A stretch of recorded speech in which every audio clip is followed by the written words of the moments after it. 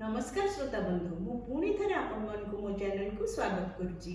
मार्गशीर मासर आगमन रे मु एक कविताटी रचना करिछि।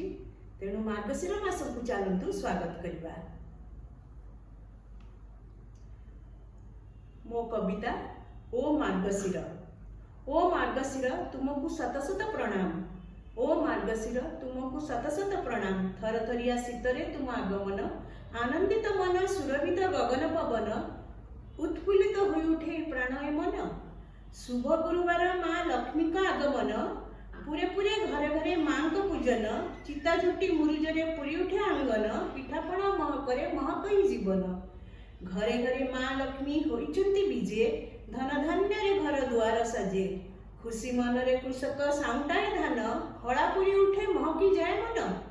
प्रथमाष्टमीर हलदी पिठार महक प्रथम संतान पई पूजार उत्सव। घरे पूरी उठे खुशीर फुआरा चतुर्दिगे कुहुड़ी भरा आसीची ऋतुपत्र जड़ा। आसमा लक्ष्मी विराजित हुओ मन प्राणे भरी दियो आनंद। सुख शांति रे कटि जाऊ ए जीवन ओ मार्गशीर तुमको शत शत प्रणाम। आसमा लक्ष्मी विराजित हुओ मन प्राणे भरी दियो आनंद। सुख शांति रे कटि जाऊ ए जीवन ओ मार्गशीर तुमको शत शत प्रणाम। आशा करछि मोर कविताटी आपण मानकु भल लागिथिबो। जदि भल लागिला लाइक करंतु, शेयर करंतु, मो चैनल को सब्सक्राइब कर दियंतु जदि न करिसंती पर्यंत, जहा फल कि आपण माने मोर आगामी अध्याय खूब सहज पाई परिबे। रहुछि नमस्कार।